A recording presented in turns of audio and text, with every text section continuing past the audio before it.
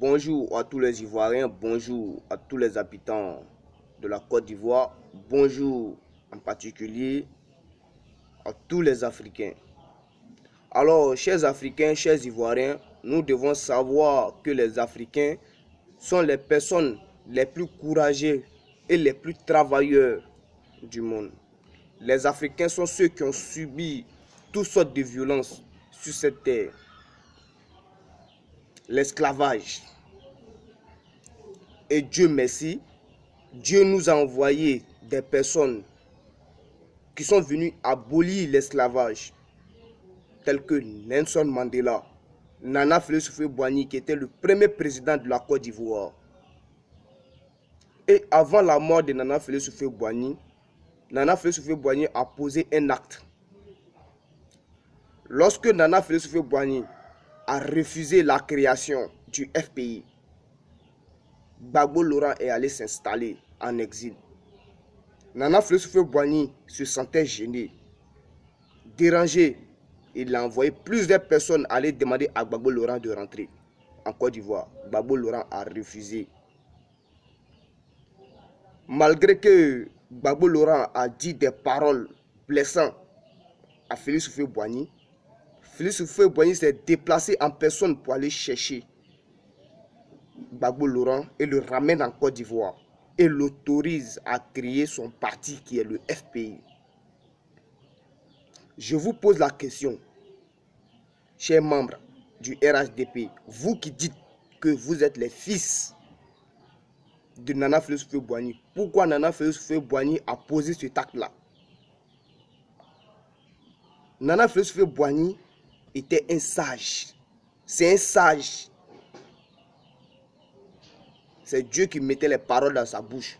C'est Dieu qui lui donnait des bonnes idées. Nana Félix-Houphouët-Boigny ne pouvait pas se tromper en ce moment-là. Pourquoi il a posé cet acte-là? Vous ne vous êtes jamais posé la question. Vous n'avez jamais essayé de connaître le fond de cet acte-là. Aujourd'hui, je vous pose la question. Pourquoi Nana Félix-Houphouët-Boigny a fait cela? Aujourd'hui, je vois des personnes qui me menacent sur YouTube en disant « Carton noir, tu dois quitter la Côte d'Ivoire ». Par exemple, Massa, excusez-moi, Suleiman Massa. Ce matin, je me réveille, je vois qu'il me dit « Carton noir ». Il me dit « Herman Soro part de la Côte d'Ivoire ». Comme si la Côte d'Ivoire appartenait à lui seul. Mais je te rappelle, cher jeune frère, la Côte d'Ivoire, elle appartient aux Ivoiriens. Elle n'appartient pas à un seul individu. Si Nana Félix-Houphouët-Boigny n'avait pas aboli l'esclavage, tu es sûr que toi, tu allais être dans le buzz aujourd'hui. Tu es sûr que tu allais être en train de porter les habillements que tu portes. Tu es sûr que tu n'avais pas participé à l'esclavage au jour d'aujourd'hui.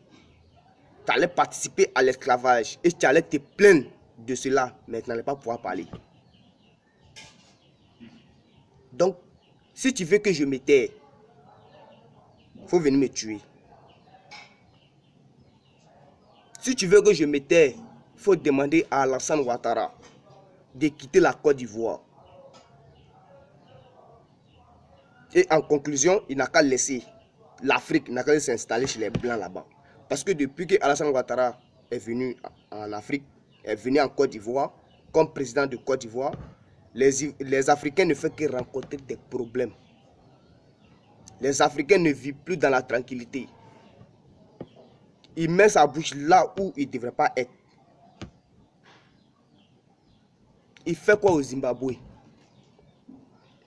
Hein? Il a venu régler les problèmes de la Côte d'Ivoire. Nos frères africains sont en train d'être vendus à 3500 €. Il ne voit pas cela. Pourquoi il n'intervient pas? L'esclavage est en train de revenir en Afrique. Et tu veux que moi je me taise? Moi je vais parler bien. Voilà. Donc, chers Ivoiriens, chers Africains, je pose la question aux membres du RHDP. Pourquoi Nana Félix-Houphouët-Boigny a posé cet acte-là? et aller chercher Gbagbo Laurent en exil et le ramène en Côte d'Ivoire et l'autorise à créer son parti. Un parti qui n'avait jamais été accepté en Côte d'Ivoire. Nana Félix Houphouët-Boigny l'autorise à créer son parti. Je veux savoir. C'est vous devez nous enseigner cela. Que Nana Félix Houphouët-Boigny a fait cela. Vous n'avez jamais essayé de déchiffrer, de connaître le fond de cet acte-là. Aujourd'hui, je vous pose la question. Pourquoi Nana Félix Houphouët-Boigny a posé cet acte-là avant de mourir? C'était Carton Noir, le corbillard sans phare, l'ami intime de la mort. Bonne journée à vous et ciao ciao.